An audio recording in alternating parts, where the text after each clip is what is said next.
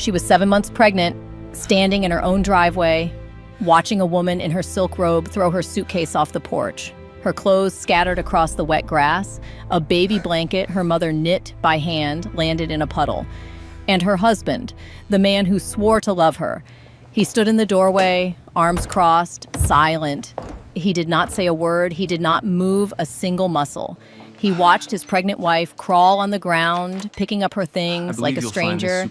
He let it happen. But here is what he did not know. His quiet little wife, the woman he called dead weight, the woman he told his mistress was a nobody, the woman he said could not even pay her own phone bill. She was worth $1.7 billion. He married a billionaire, and he never knew because he never once asked who she really was. What happened next destroyed everything he thought he had, and what she did after will leave you speechless. Stay with me. Every minute of this story gets more intense. And the ending is something you will never forget. Lesson and value. This story is not just about betrayal and revenge. It is about something deeper. It is about a woman who hid the most powerful part of herself because she wanted to be loved for who she was. And when the person she trusted most proved he never cared enough to truly see her, she stopped hiding. Not to punish him, but to finally honor herself. The real lesson is this: never shrink yourself to make someone else feel bigger.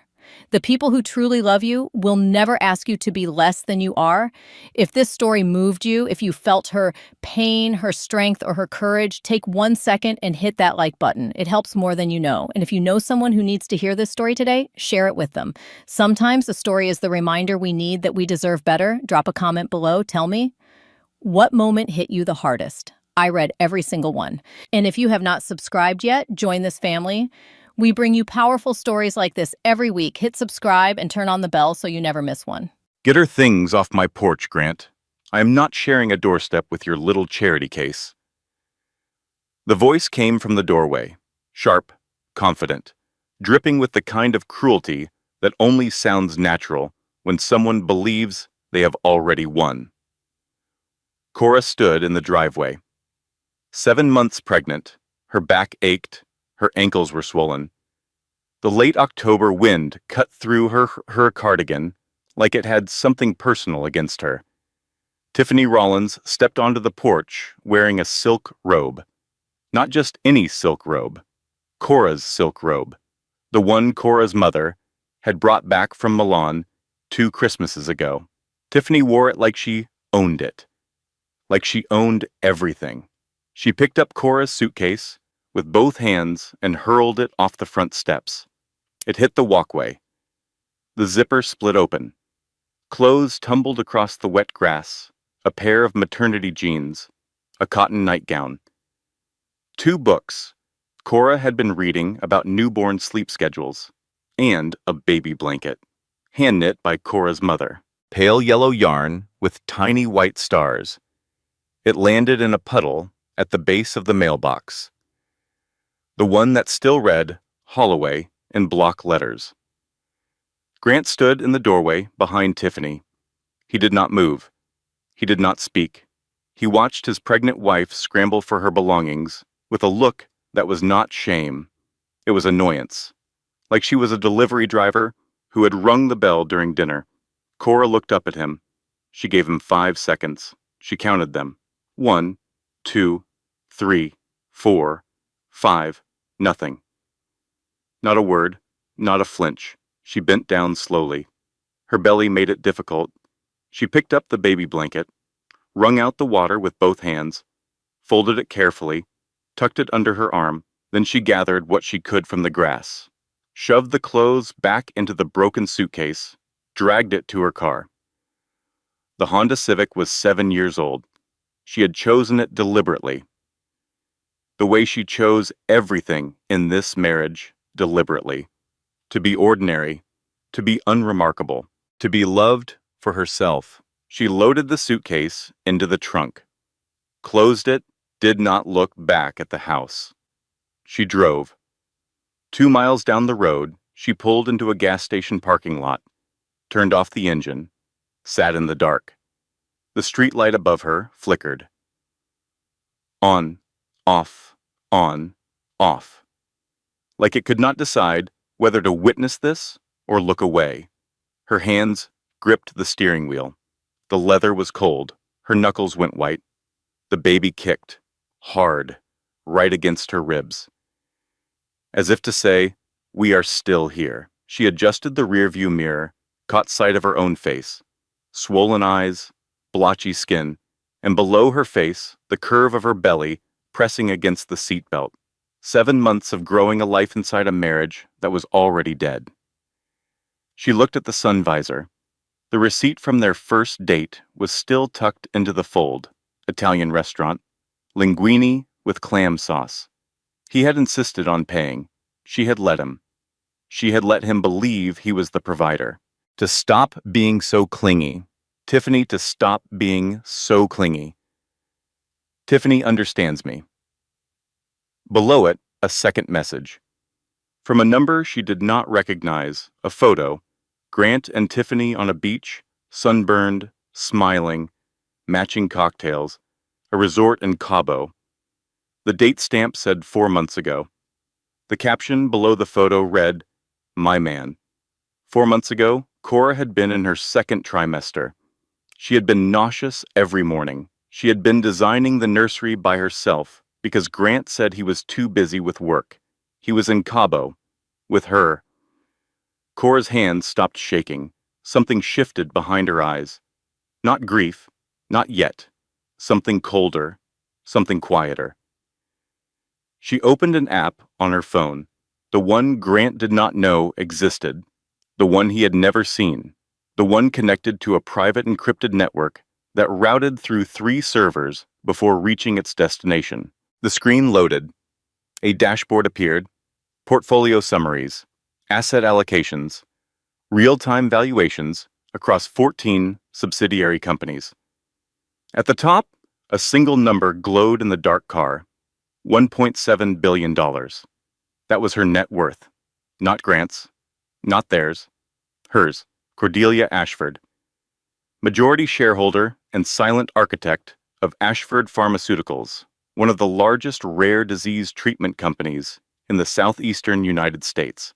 Her husband thought she was a freelance graphic designer who made $38,000 a year. She closed the app, took a breath. The air in the car smelled like wet wool and gasoline. The baby kicked again, softer this time. She dialed one number.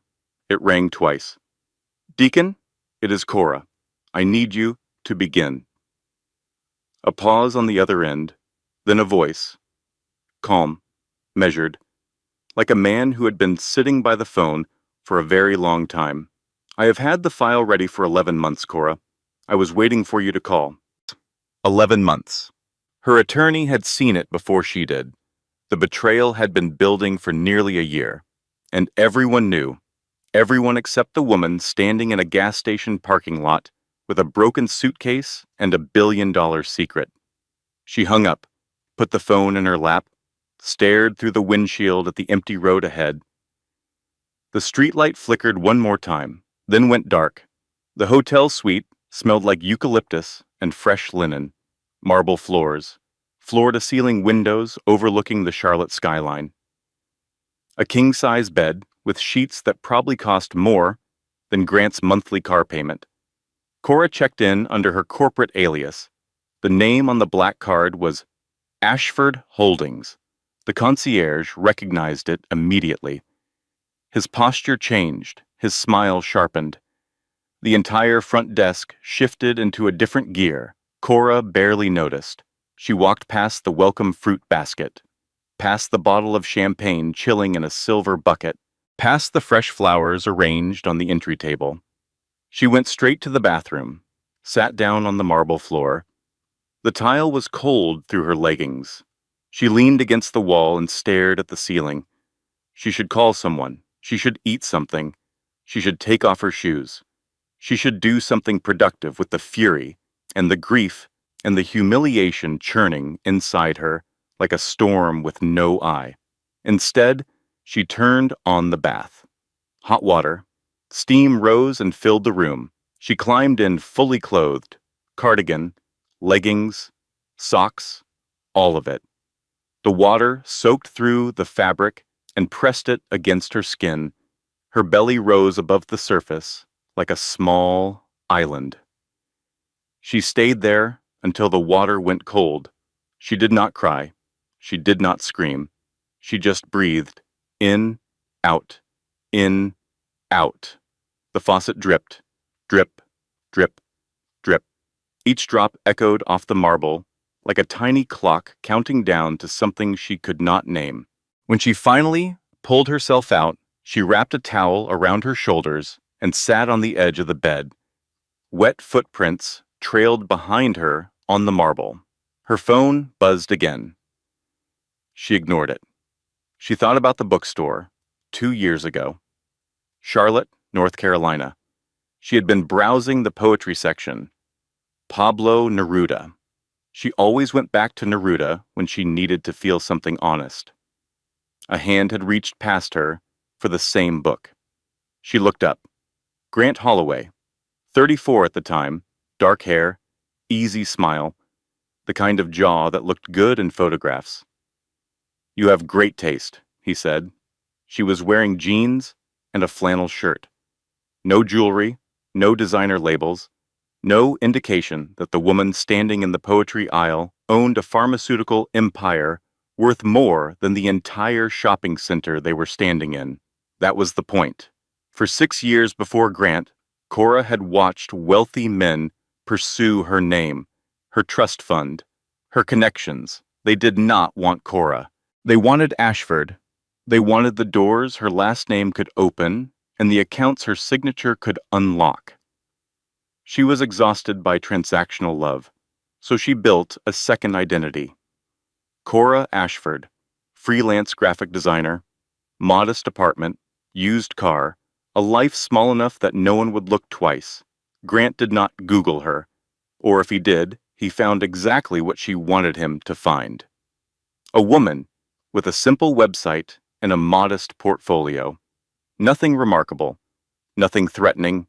He talked about wanting a family, a real home, Sunday dinners with kids running through the yard. He said his biggest dream was to build something that lasted. She believed him. God help her. She believed every word. They married after 8 months. She signed a prenup.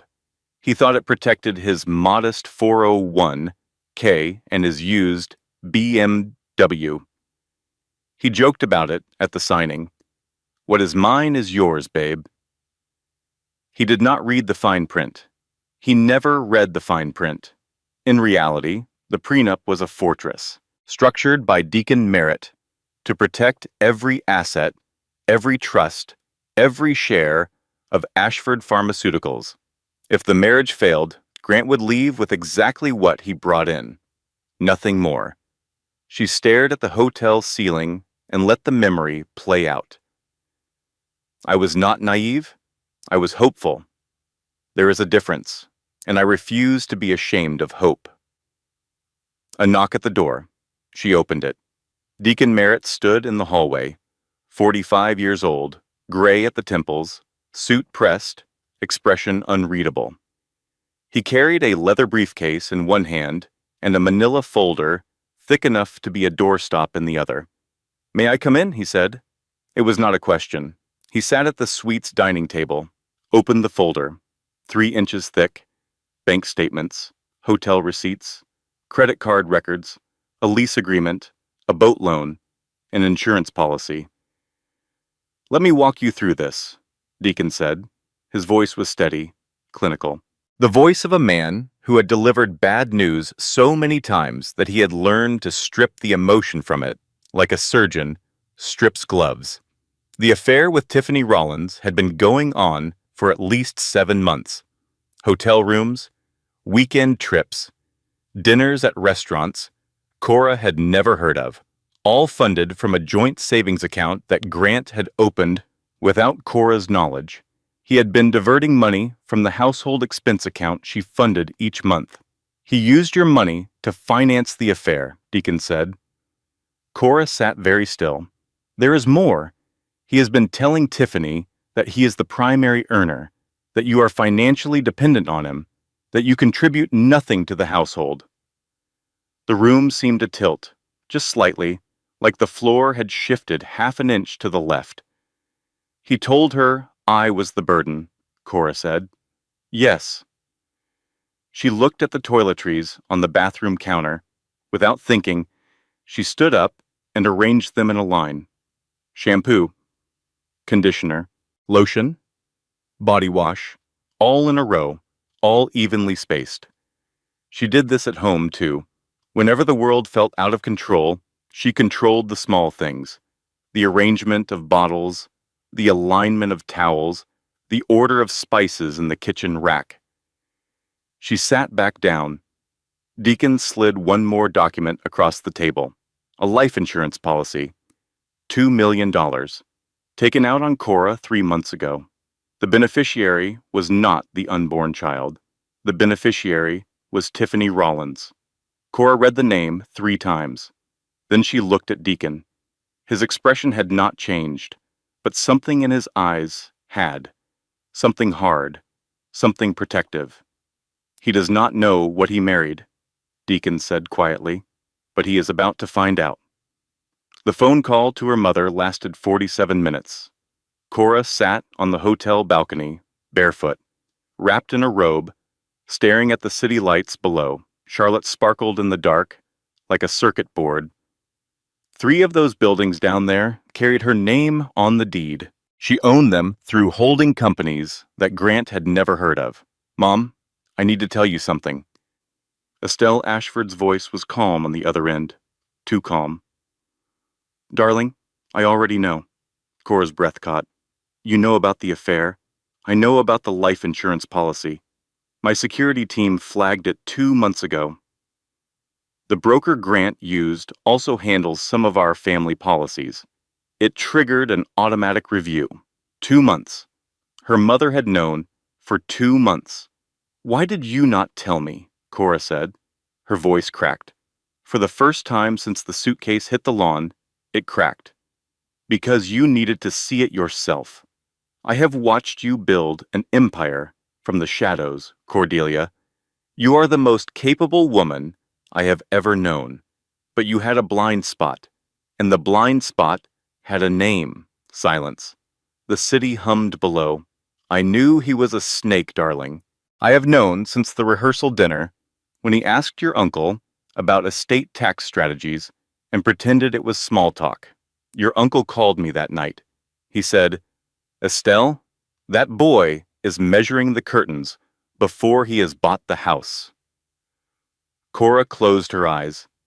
I saw it too. I saw it, and I chose to look away. My mother saw it. My lawyer saw it. My uncle saw it. Everyone saw it.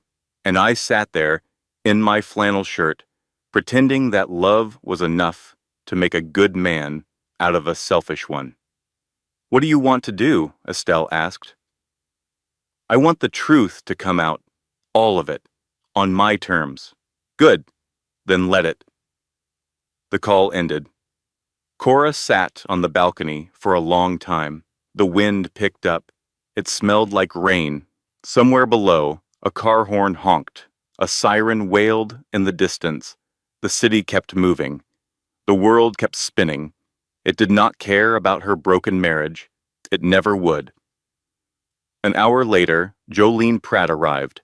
She came through the hotel room door, carrying 2 bags of Chinese takeout and a look on her face that could strip paint off a wall.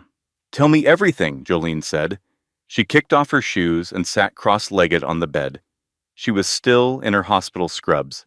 She smelled like antiseptic and soy sauce, Cora told her. Through Jolene's visit, the shape of Cora's hidden life came into focus. Cora had inherited Ashford Pharmaceuticals at 24. Her father, Theodore Ashford, died of a heart attack in his office. He was 57. Cora found him. She was the one who called the ambulance. She was the one who rode with him to the hospital. She was the one who signed the papers when they told her he was gone.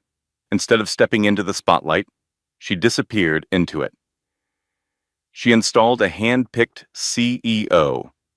She managed the company through a trust. She attended board meetings remotely under a code name. She developed 3 patents for rare disease treatment. She funded a children's hospital wing. She donated to research programs across 4 universities. She did all of it invisibly, because the moment her name appeared on a shareholder report, the men would come. The ones who smelled money the way sharks smell blood. You built a whole empire and let that man think you needed his credit card for groceries, Jolene said. She shoved lo mein into her mouth and shook her head. I did not want to be loved for money, Joe. Honey, I have been biting my tongue for 2 years, but he did not love you without money either. He loved himself. You were just the mirror he liked looking into. Cora looked at her reflection in the hotel window. 7 months pregnant, hair unwashed, still in the robe. And behind her reflection, the Charlotte skyline. Her skyline, her buildings, her name etched into the foundation of this city, invisible to everyone who walked its streets. She pressed her palm against the glass. The window was cold. I wanted to believe people could love the ordinary version of me, she said quietly. Cora, there is no ordinary version of you. There never was. Deacon's team continued digging. Every hour brought a new discovery. Grant had not just cheated, he had been applying for credit lines using forged versions of Cora's freelance income. He had inflated her supposed graphic design earnings to secure additional loans, a boat loan. Cora did not know about a boat, a personal line of credit. Cora did not know about that either.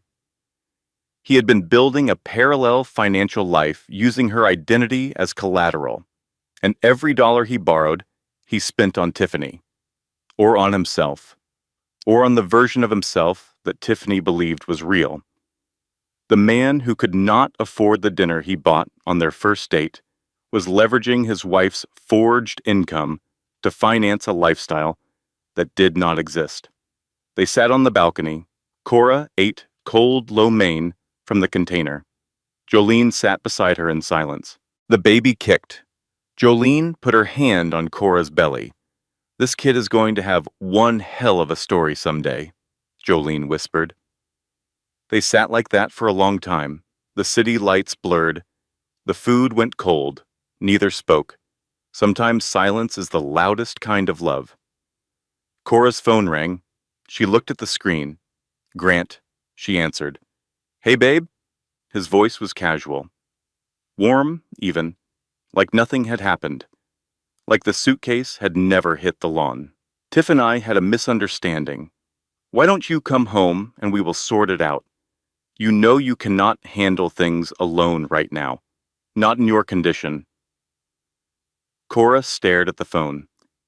He did not know she was in a $3,000 a night suite. He thought she was sleeping in her car, or on Jolene's couch, or in some budget motel, counting quarters for the vending machine. He thought she had nowhere to go. She hung up without speaking. Jolene looked at her. What did he say? He told me I cannot handle things alone, in my condition. Jolene snorted. That man does not know the meaning of the word condition, but he is about to. Grant Holloway woke up on Tuesday morning feeling confident. He made coffee in Cora's kitchen with Cora's coffee maker using Cora's beans. He stood at Cora's counter in Cora's house and called his buddy Derek from work. She is gone, man. Finally. Tiffany moved in. Clean slate. Derek said something on the other end. Grant laughed. Cora was dead weight. No ambition, no drive. She just sat around the house doing her little designs on the laptop. Tiffany actually pushes me to be better. You know what I mean? She is a go-getter. He sipped his coffee. It tasted like victory. By Thursday, the victory had gone stale. The mortgage payment bounced. Grant stared at the notification on his banking app. Insufficient funds he did not understand. The household account always had money in it. Cora deposited funds each month like clockwork. Regular transfers, from her freelance work, or so he believed. He tried to log into the account. Access denied. He called the bank. They informed him that the account had been frozen per the instruction of the trust that held the property deed. What trust? Grant said. The bank representative could not provide details. Grant put down his phone. Something cold moved through his chest. Not fear, not yet. More like the first crack in a frozen lake. The ice still held, but something underneath was shifting. Tiffany was not helping matters. Now installed in the house, like she had signed the deed herself, she had opinions about everything. The furniture was outdated. The kitchen needed renovating. The curtains in the nursery were depressing. Who picks yellow for a nursery? She said, scrolling through design websites on her phone. I am thinking gray, modern, maybe some gold accents. The nursery, the one Cora had designed for her baby. The one with the hand-painted mural of stars on the ceiling. The one Cora had spent 3 weekends painting while Grant was supposedly at a sales conference in Atlanta. He was in Cabo, with Tiffany, while Cora painted stars. But Grant did not think about that. Grant thought about the mortgage, about the frozen account, about the strange word, trust, that the bank had used. Babe, Tiffany said from the couch, when are you filing for divorce? We need to get this moving. I am handling it. You have been saying that for 2 weeks. I said I am handling it, Tiffany. She did not respond, but she picked up her phone and typed something, and something in the way she typed it made Grant's stomach tighten. Across town, Cora walked into Ashford Pharmaceuticals for the first time since her father's funeral. The building was glass and steel. 12 stories. The lobby smelled like polished stone and coffee from the executive lounge. A massive portrait of Theodore Eyre Ashford hung behind the reception desk. Cora had his jaw, his steady eyes, his habit of listening longer than anyone expected before speaking. She wore a simple navy dress, flats, no jewelry. She carried nothing except her phone and a folder. The security team recognized her clearance code. The elevator took her directly to the 12th floor. The boardroom doors opened. 14 people sat around a mahogany table. The CEO, Richard Tate, a man she had hired 7 years ago, stood immediately. He offered her his chair at the head of the table. Miss Ashford, we were not expecting you in person. I know. That is going to change. She sat. The room went quiet. These people knew her voice. They had heard it on quarterly calls for years, crisp, measured, decisive, but they had never seen her face, not like this, not pregnant and tired and radiating a quiet fury that made the air in the room feel thinner. She touched the glass of her father's portrait as she passed it in the hallway. Her reflection overlapped with his face. Same jaw, same eyes, same patience that could look like softness until it turned to steel. I'm sorry it took me so long, Dad. The board meeting lasted 2 hours. Cora outlined a restructuring plan, a new research initiative, a maternal health funding program. She spoke without notes. She answered every question. She did not mention Grant. She did not mention the suitcase. She did not mention any of it. When the meeting ended, Richard Tate walked her to the elevator. It is good to have you here, Cora. Truly. It is good to be here. I should have come sooner. You came when you were ready. That is what matters. She rode the elevator down, alone. Caught her reflection in the mirrored doors. Pregnant, exhausted, standing in the building her father built, and she had grown into something larger than he ever imagined. This is who I am. Not the woman folding laundry while he texted his girlfriend, not the woman smiling at his company Christmas party while he flirted with the bartender. I do not need revenge. I need the truth to come out. Revenge is for people who feel powerless. I was never powerless. I just forgot. Back at the house, Grant discovered more problems. The electricity bill had a notice attached. The water bill was overdue. Small cracks in the financial wall were spreading. Everything that had run smoothly in the household had run smoothly because Cora made it run smoothly. And now Cora was gone. He called her that evening, furious, accused her of playing games, threatened to take the baby, said his lawyer would destroy her in court. Cora listened to the entire rant. 23 seconds of threats and insults. Then she spoke. Grant, you do not have a lawyer. You have a paralegal from a strip mall who handles DUIS, but you are welcome to try. She hung up. For the first time in 23 months of marriage, she heard something new in Grant Holloway's voice. Fear. That same evening, Tiffany sat on the couch with her phone. The mortgage had bounced. The bills were late. Grant had been snapping at her all day. Something did not add up. She typed 2 words into the search bar. Ashford Pharmaceuticals. The results loaded. She read the company overview, the executive team page, the history section. A name caught her eye. Theodore Ashford, founder. His daughter, Cordelia Ashford, principal shareholder. Tiffany looked at the name, looked at the wedding photo on Grant's phone. The one of the woman in the simple white dress. The woman Grant called dead weight. Cordelia Ashford.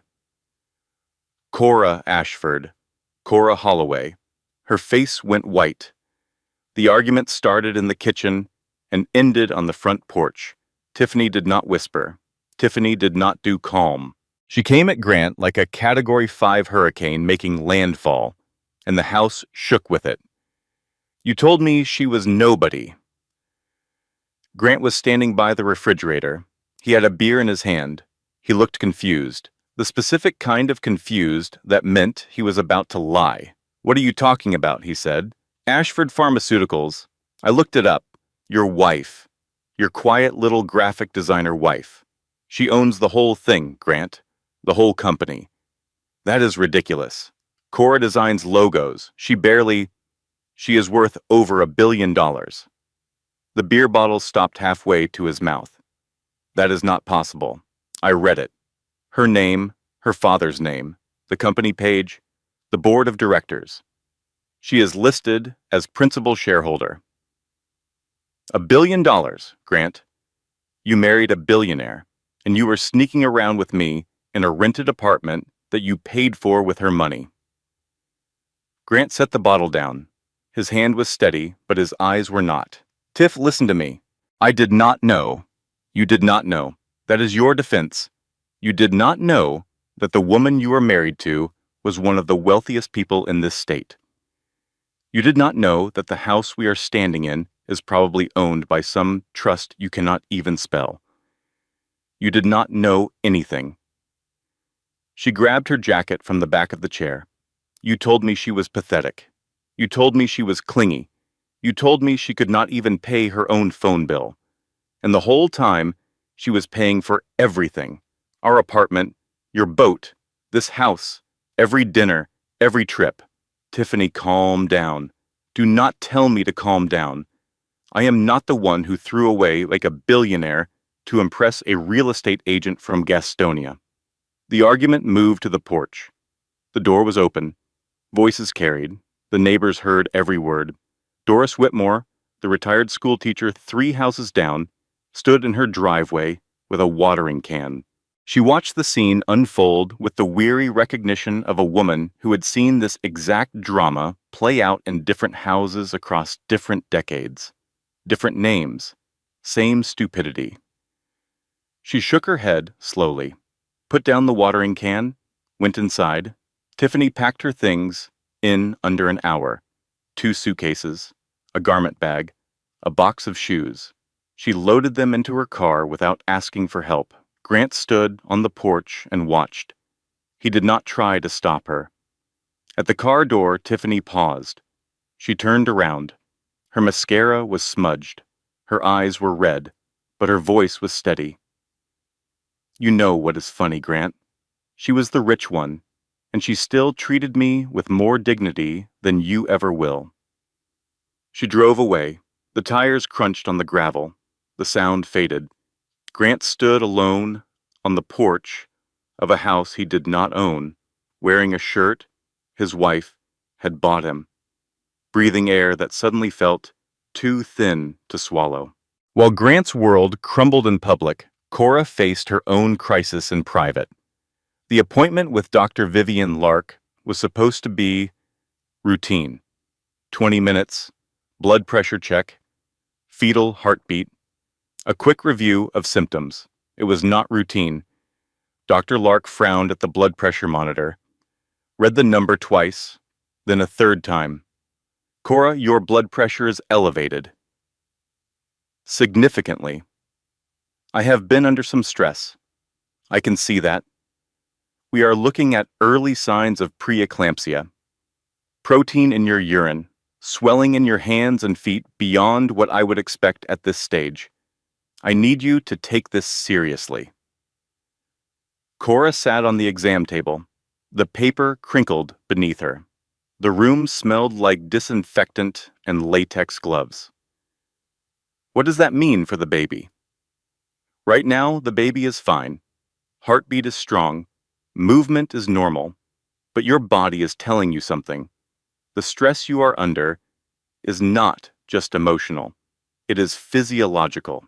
If we do not get your blood pressure down, we are talking about early delivery, bed rest, possibly hospitalization.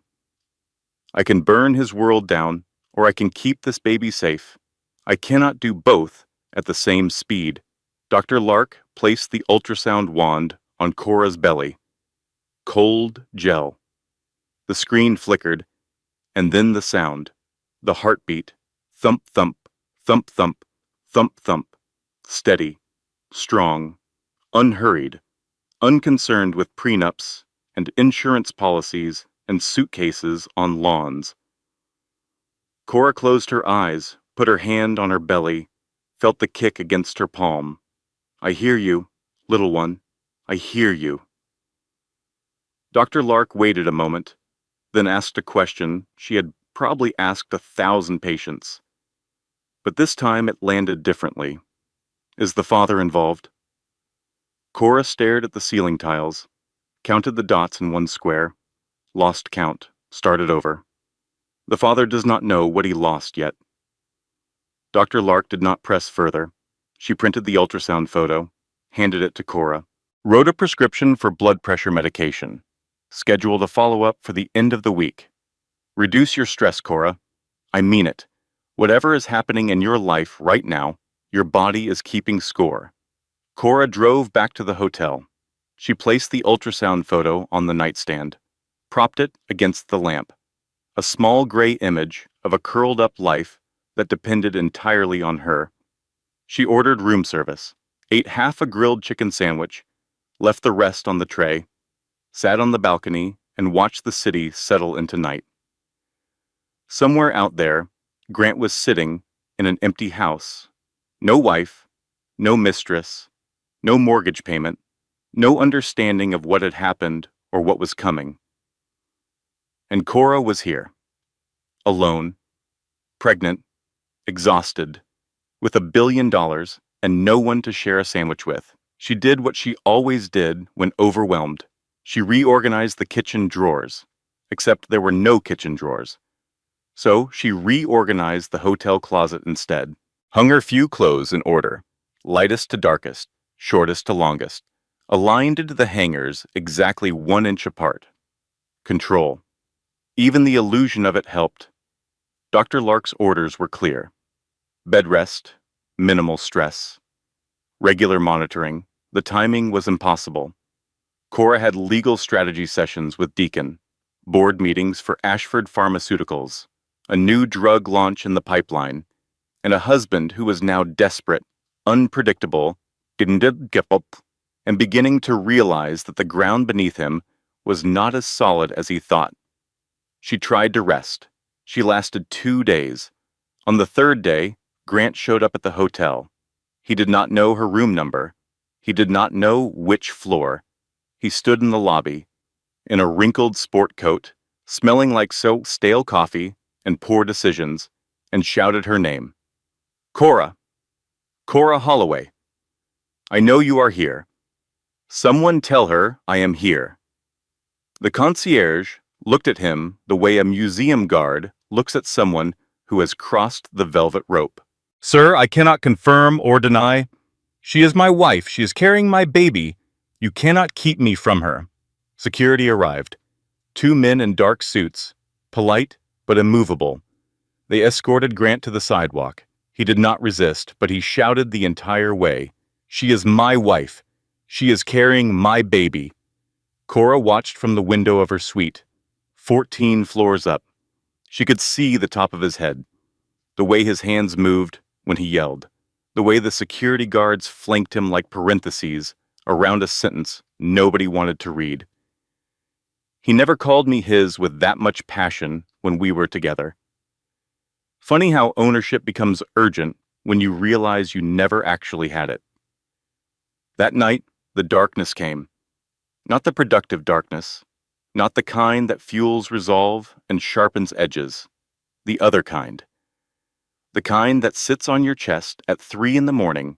and whispers things you already know but have been too busy to hear. She could not sleep. The baby was restless. Her back ached. The hotel room, for all its luxury, felt like a beautiful cage. She opened her phone. She had promised herself she would not do this. She did it anyway. Old photos, the camera roll from the last 2 years, Grant building the nursery, sawdust in his hair, grinning over his shoulder. What do you think, babe? Pretty good for a guy who failed shop class. Grant's hand on her belly at 5 months, his face pressed against her skin. I think she kicked. Did you feel that? Grant cooking dinner, pasta from a box, sauce from a jar. He acted like it was a gourmet achievement. She ate every bite and told him it was wonderful. She zoomed in on his eyes in one photo, tried to find the lie, searched the pixels for some flicker of deception, some shadow of the man who would take out a life insurance policy on her and name his mistress as beneficiary. She could not find it. His eyes looked warm, real, loving. That was the worst part. He looked genuine. Maybe parts of it were genuine. Maybe he did love her in the limited way he was capable of loving anyone. Maybe the problem was not that his love was fake. Maybe the problem was that his love was small. Too small to hold a marriage. Too small to hold a child. Too small to hold the truth of who she was. That made it worse, not better. She called Jolene at 3:12 in the morning. Jolene answered on the first ring, did not even say hello. Just, I am already in the car. 20 minutes later, Jolene was in the hotel bed beside her. They ate ice cream from the container, watched a cooking show with the volume low. Some woman was making a souffle. The host said something about patience being the secret ingredient. Cora almost laughed. Jolene did not say it will be okay. She did not say, you are better off. She did not say anything at all. She just sat there, present, steady, her shoulder touching Cora's shoulder, the sound of spoons scraping the bottom of the container. The loneliest moment is not when he is gone. It is when you realize you were lonely the whole time he was there. At 4 a.m, a sharp pain. Cora doubled over. The ice cream container fell off the bed. Jolene was on her feet in 2 seconds. What is it? Talk to me. Something is wrong. Jolene drove her to the hospital. 80 miles an hour on empty streets. The streetlights blurred into a single orange line. Cora gripped the dashboard. The pain came in waves. Tight. Release. Tight release. The monitors beeped. The nurses moved with quiet urgency. Dr. Lark appeared in scrubs and a surgical cap. She read the monitors, pressed Cora's abdomen, checked the fetal heart rate. Contractions, early but real. We are going to slow them down. Magnesium drip, blood pressure medication. fetal monitoring. The machines hummed, the contractions eased, the baby's heartbeat steadied. Thump, thump, thump, thump. She is stable, Dr. Lark said, but you are on bed rest now. Not a suggestion. An order. Cora lay in the hospital bed, the IV pulled at her arm. The monitors blinked. The room smelled like plastic tubing and hand sanitizer. She put both hands on her belly. The baby moved, slow, sleepy, settling back down. I built $1 billion company from silence. I can handle this, but I do not have to handle it alone, and I do not have to handle it his way. She called her mother. Mom, I need you. Estelle's voice was immediate.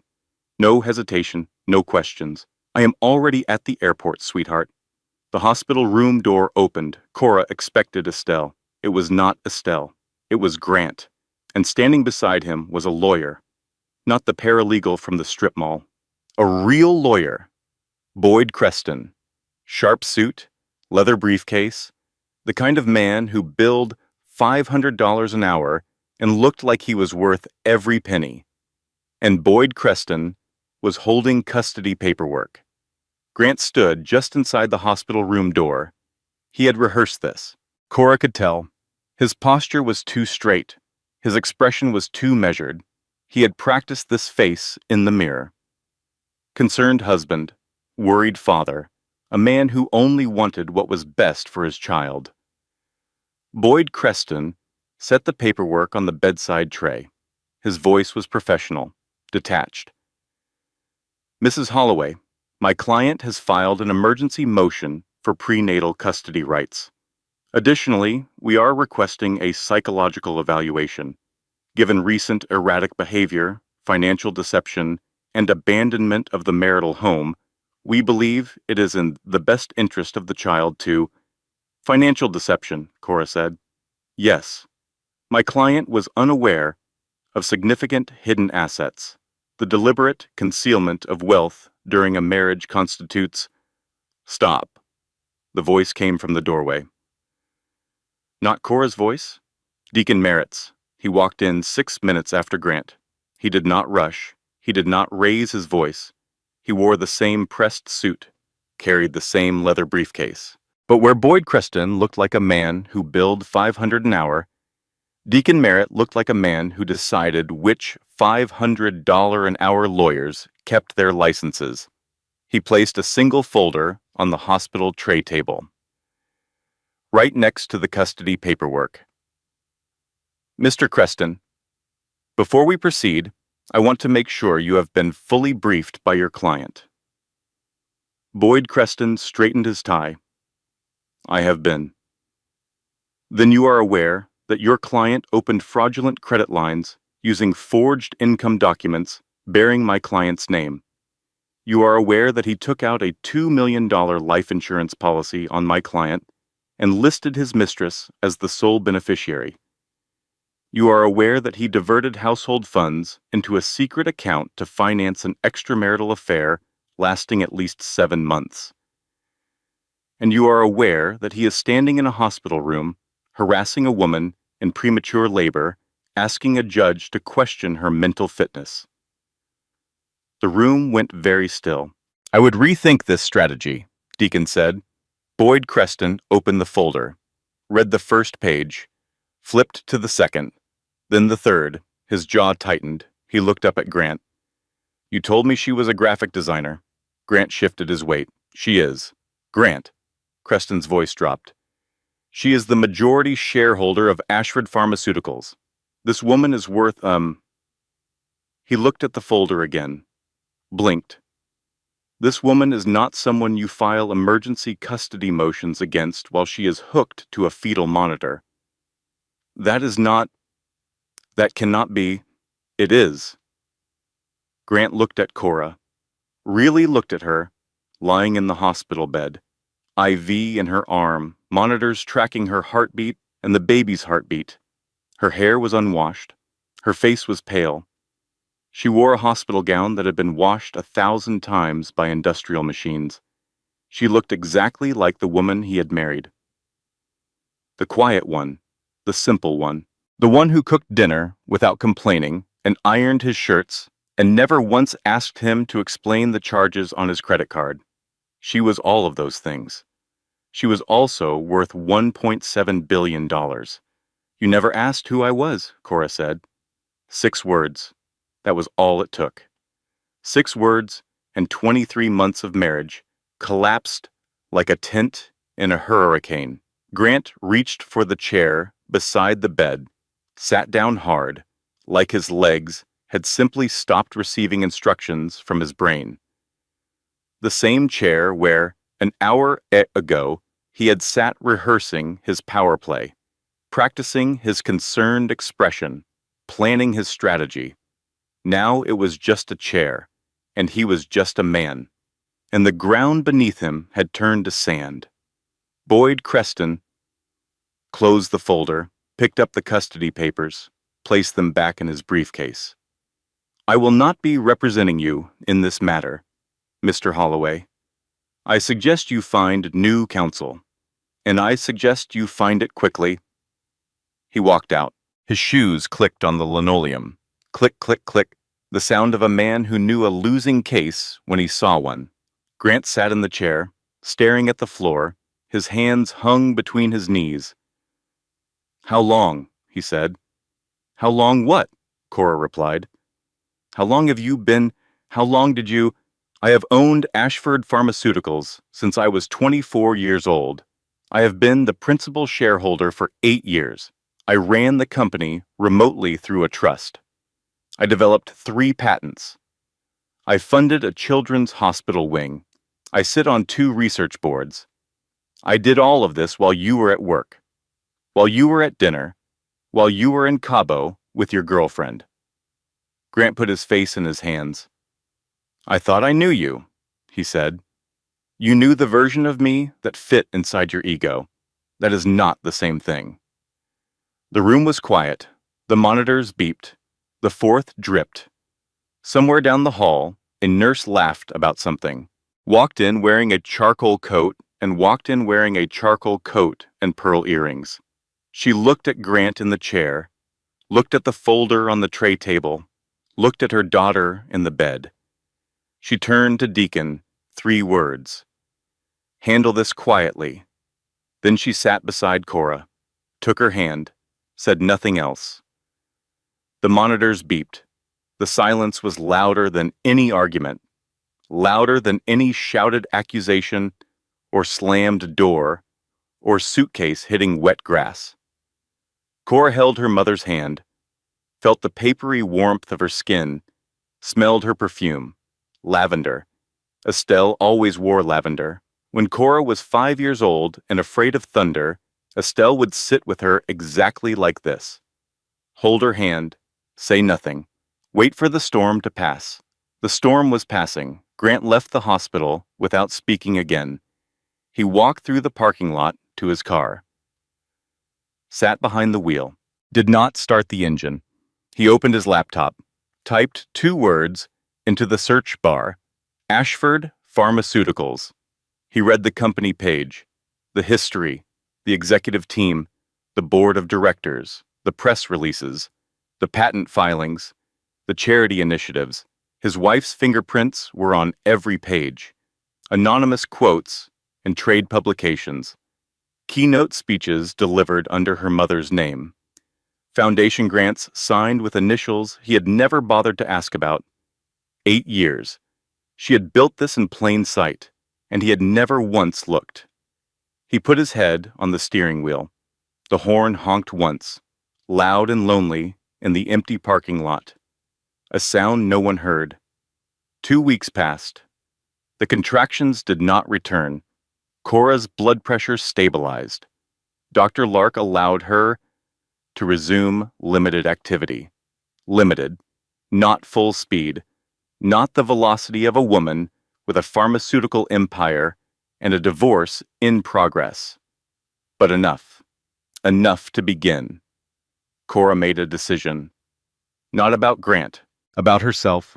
She had been hiding for 6 years, from her name, from her money, from the weight of who she was. She had convinced herself that smallness was safety, that ordinariness was love, that if she shrank enough, someone would see the real her. But the real her had never been small. The first act of reclamation was small. She called Richard Tate and told him she would be attending the National Pharmaceutical Conference in person, not as a remote participant, not as a voiceless shareholder on a conference call. As Cordelia Ashford, the second act was smaller. She packed a bag, not much, a navy dress, comfortable shoes, her father's watch, which she had kept in a safe deposit box for 8 years because she was afraid that wearing it would raise questions. She wore it now. The face was scratched. The band was loose. It ticked against her wrist like a second heartbeat. The conference was in Raleigh. 300 attendees, industry leaders, researchers, investors, journalists. Cora had attended these events for years as a name on a sponsorship banner, never as a face, never as a voice. She stood at the podium, 8 months pregnant, her father's watch on her wrist. The room was large and bright and filled with people who knew her company but not her face. She presented the rare disease treatment program Ashford Pharmaceuticals had developed over the last 3 years, a therapy for pediatric patients with a condition so rare that most pharmaceutical companies would not invest in it because the profit margin was too narrow. Cora invested because the children were real, 16 families, 16 children who now had a treatment option that did not exist 3 years ago. She spoke without notes. She answered every question. She did not mention Grant. She did not mention her personal life. She did not need to. The work spoke for itself. Standing ovation. Not because the audience pitied her, not because they knew her story, because the work was extraordinary, and the woman presenting it was extraordinary. And for the first time in 8 years, she was letting people see it. The divorce proceedings began the following week. Cora's terms were simple. Generous, even. Grant kept his personal savings, his car, his retirement account, his personal belongings, everything he brought into the marriage, he could take out. Cora asked for nothing from him. Not a dollar. Not an apology. Not a single concession. The contrast was devastating. She had everything. She was asking for nothing. In the court of public opinion, which renders its verdicts faster than any judge, the story wrote itself. The billionaire wife, who was cheated on, humiliated, and thrown out of her own home, asked for nothing from the man who did it. Not because she was weak, because he had nothing she wanted.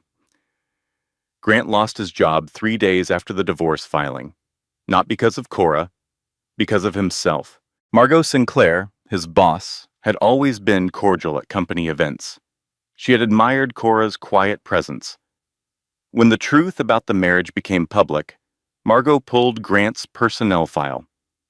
He had inflated his credentials on his employment application, a degree he claimed but never finished, a certification he listed but never earned. Margot had overlooked minor inconsistencies before. She did not overlook them now. I am removing you from the Wexler account, she told him. And from the company. Your employment application contained material misrepresentations. Legal will be in touch. Grant was escorted from the building with a cardboard box and the dawning realization that every pillar of his life had been either borrowed, stolen, or built on sand. Russell Holloway, Grant's father, came to see Cora at the hotel. He did not call ahead.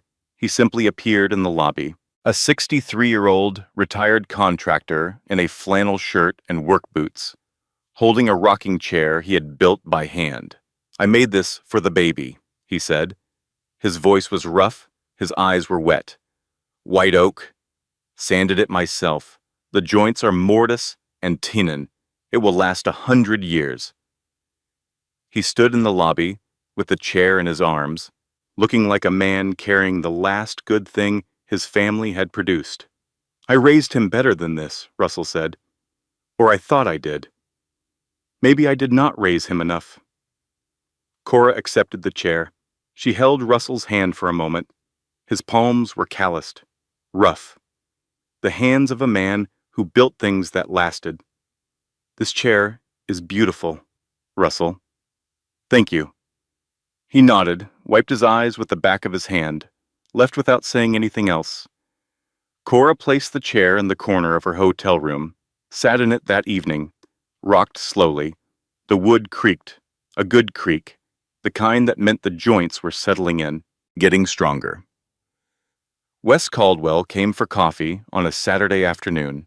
He was Cora's childhood friend. They grew up 3 houses apart. He knew about her wealth because he knew about her father.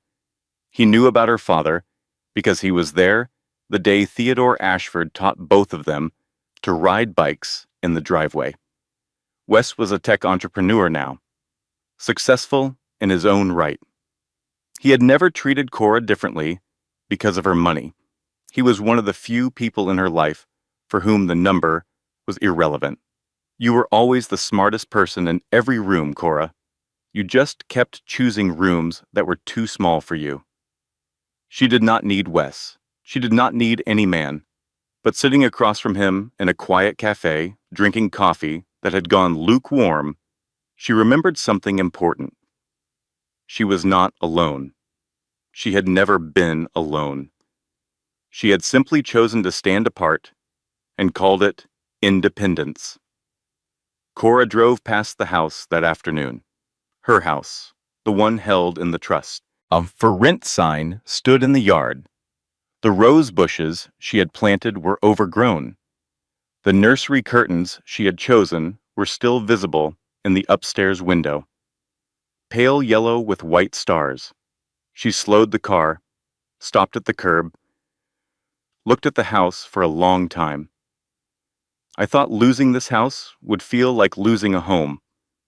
But a home is where you are safe. I was never safe there. I just did not know it." She pressed the gas pedal, drove on, did not look in the rearview mirror. Starting over at 8 months pregnant is not starting over. It is starting right, for the first time. 3 days later, she felt a contraction, a real one. She looked at the clock, then another. She picked up the phone, called Jolene. "It is time." The delivery room at Charlotte Regional Medical Center smelled like antiseptic and determination. Cora lay on the bed. Monitors beeped. The lights were bright. Too bright. A nurse adjusted them without being asked. The room dimmed to something softer. Estelle held her left hand. Jolene held her right. Dr. Lark stood at the foot of the bed. Calm, focused.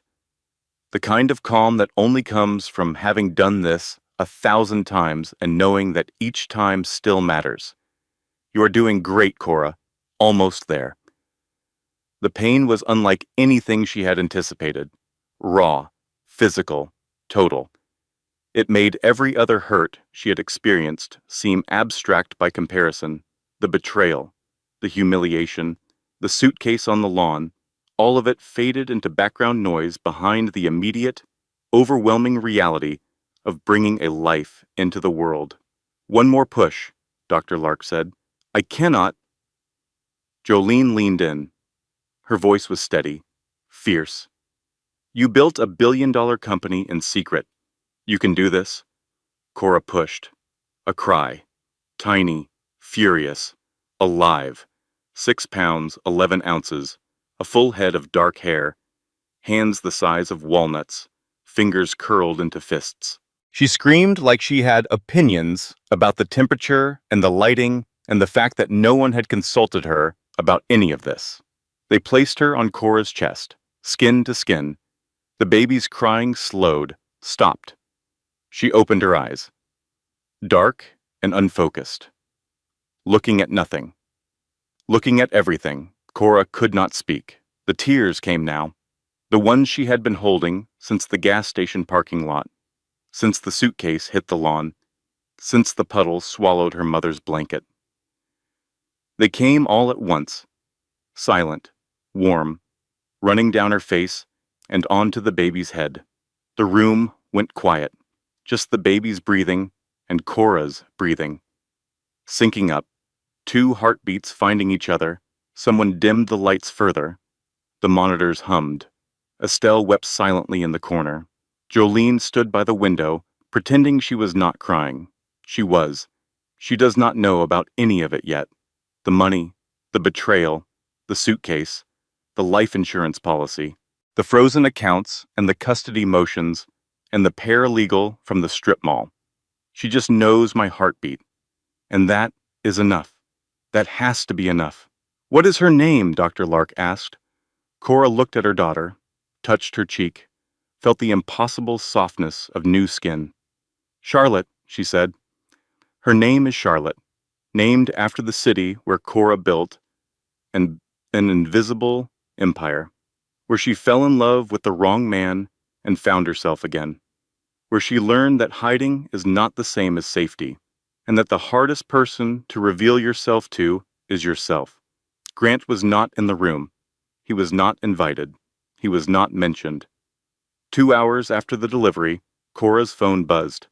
A text from Grant. Can I see her? Cora held Charlotte against her chest. The baby had fallen asleep. Her mouth moved in small motions, dreaming of something. Warmth, probably. Milk. The sound of a heartbeat. Cora typed a response, slowly, with one hand. The other held her daughter. Tomorrow, hospital visiting hours are 9 to 5. Like everything else now, you will do this on my terms. She put the phone down, looked at Charlotte, looked at the rocking chair Russell Holloway had made, sitting in the corner of the room where Jolene had placed it earlier that day. The divorce papers were finalized the following morning. Deacon handled it while Cora slept. Grant signed without contest.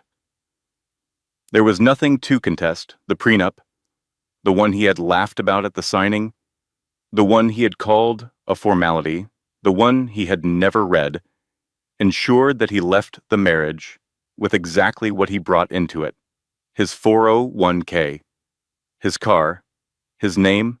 The house went back to the trust. The accounts were separated. The fraudulent credit lines were flagged for investigation. The life insurance policy was canceled. Tiffany Rollins had moved to Savannah. She did not leave a forwarding address. The pen scratched across the divorce papers. Scratch, scratch, scratch. The sound of an ending, and the sound of a beginning. Cora held Charlotte while the documents were processed. The baby gripped her finger. Tight. Unreasonably tight for someone who weighed less than a bag of flour. Jolene brought flowers. Sunflowers, Cora's favorite. She placed them on the windowsill. The afternoon light caught the petals and threw gold across the hospital walls. She is perfect, Jolene said. She is. She has your chin? She has my father's chin. Same chin. Cora smiled. A real smile. The first one in weeks that did not feel borrowed or forced or constructed for someone else's benefit. It was hers, entirely hers. Estelle sat in the rocking chair, held Charlotte, while Cora ate. The chair creaked softly, back and forth, back and forth. Your father would have loved her, Estelle said quietly. He would have been completely impossible about it. Buying stuffed animals, reading to her at all hours, spoiling her rotten. I know. You are going to be a wonderful mother, Cordelia. I know that too. And she did. For the first time in a very long time, she knew something about herself, without qualification, or doubt, or the need for someone else to confirm it. 6 months later, the farmhouse sat on 12 acres outside Charlotte. White clapboard, wraparound porch, a red barn that Cora had converted into a home office with a video conferencing setup that could connect to boardrooms in 6 countries. Charlotte was on her hip, 6 months old, dark hair that had gotten thicker, cheeks that had gotten rounder, a personality that had gotten louder. She had opinions about applesauce, opinions about her stuffed rabbit, and very strong opinions about anyone who tried to put her in the car seat before she was ready. The morning was quiet. Birds, a breeze through the oak trees, the smell of coffee from the kitchen. Cora stood on the porch, barefoot, watching the mist burn off the fields. She had given her first public interview the month before, a profile in a business magazine. No ghost of Grant in it. She talked about rare diseases, maternal health funding, the importance of women controlling their own wealth. The interviewer, a woman in her 50s with sharp eyes and sensible shoes, asked about Cora's famously private personal life. Cora smiled and said, "Privacy is a choice. Hiding is not. I have stopped hiding." The article ran with a photo of Cora at her desk. Charlotte in a carrier on her chest, a patent filing visible on the screen behind her. The headline read, "The Billionaire Nobody Knew." The article did not mention Grant by name. It did not need to. Grant's life had contracted. He worked at a smaller company now.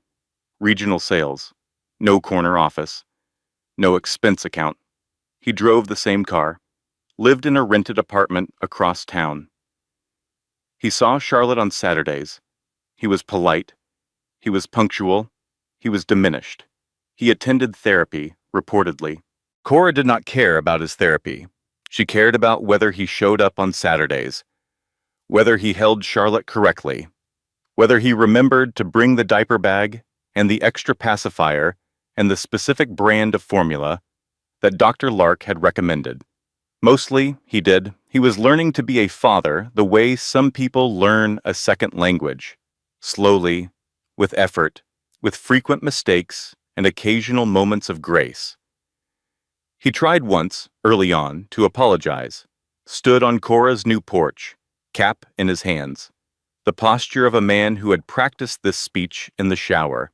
"I did not know who you were," he said. Cora looked at him, long and steady, the way her father used to look at people when he was deciding whether they were worth his time. "That is exactly the problem, Grant.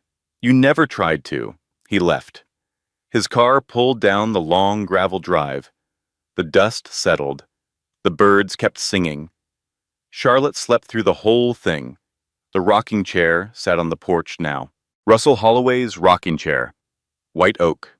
Mortise and tenon joints. Built to last 100 years. Charlotte napped in it sometimes, reclined in her bouncer seat, while Cora worked at the porch table with her laptop. Russell came by once a month. He brought small wooden toys he carved himself. A horse, a duck, a tiny car with wheels that actually turned. He sat on the porch steps and held Charlotte while she grabbed at his collar and drooled on his shirt. He never mentioned Grant on these visits. Neither did Cora. Some silences are agreements. Jolene visited every other weekend. She brought food, gossip, medical opinions that Cora did not ask for, and an energy that filled the farmhouse like music. "You need to eat more. I eat plenty. You eat like a bird, a stressed bird with $1 billion company and a newborn. Eat the lasagna." "Fine." "And the garlic bread." "Fine, Jolene." Estelle had returned to her own home in Asheville, but called every evening at 7. Without fail. 7 o'clock. The phone rang. Cora answered. "How is my granddaughter? She discovered her toes today. Did she approve of them?" She seemed cautiously optimistic. The conversations were short, 5 minutes, sometimes 3, but they were daily.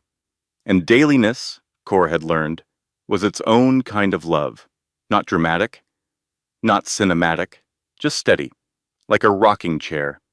Back and forth, back and forth. The Ashford Pharmaceuticals Research Wing opened on a Tuesday. Cora cut the ribbon herself. Charlotte was on her hip, chewing a teething ring, drooling on a dress that cost more than Grant's monthly salary used to be. The wing was named after Theodore Ashford. His portrait hung in the lobby. Cora stood beneath it, looked up at her father's face, same jaw, same steady eyes. She did not cry. She had done her crying. What she felt now was not grief. It was continuity. The sense that the thread connecting her father's work to her own had not broken. It had simply been invisible for a while. Like everything else about her. She chaired board meetings now, in person, Charlotte in the carrier on her chest. The board members had adjusted. Some of them had initially looked uncomfortable, a baby in a boardroom. But Charlotte had a talent for falling asleep during financial presentations and waking up during lunch breaks, and the board had come to regard her as the most efficient member of the team. Cora hired a nanny, not because she could not manage, because she wanted Charlotte to have a village, a wide, warm circle of people who knew her name and her laugh and her particular opinion about applesauce. Cora had grown up with her father and her mother and a handful of trusted people who formed the walls of her world. She wanted that for Charlotte, plus Jolene, and Russell, and the oak trees, and the porch. One evening, Jolene came for the weekend. They sat on the porch. Charlotte crawled through the grass, grabbing at dandelions and looking personally offended when they fell apart in her hands. "You know what I keep thinking about," Cora said. "The suitcase. Not the suitcase. The baby blanket. Mom knit it. Yellow yarn with white stars. It fell in the puddle that night, right next to the mailbox. I wrung it out, saved it, and that night, in the hotel, it was the only thing I brought inside, the only thing that mattered." She paused, watched Charlotte discover a beetle in the grass and regard it with deep suspicion. Charlotte sleeps with it every night. Jolene did not say anything for a long moment. Then she picked up her glass of lemonade and said, "That is the most beautiful thing I have ever heard. And if you tell anyone I said that, I will deny it." Cora laughed, a real laugh, deep and full and entirely her own. The sun was setting. Orange light poured across the fields. The oak trees threw long shadows. Charlotte babbled at the dandelions. The beetles retreated. The birds settled into the eaves of the barn. I thought the hardest part would be leaving. It was not. The hardest part was admitting I deserved to. She had carried that thought for months, through the hospital, through the divorce, through the conference podium and the board meetings, and the long, quiet nights in the farmhouse when Charlotte slept and the house creaked and the only sound was the rocking chair and the wind. She deserved to leave. She deserved to be seen. She deserved to stand in her own name and let it mean something. Not because of the money. The money was a number, a large number, but still a number. What she deserved was the truth, her own truth, unfiltered, undiminished, unhidden. A delivery truck pulled up the gravel drive. New furniture for Charlotte's room. A crib that converted to a toddler bed. A bookshelf shaped like a tree.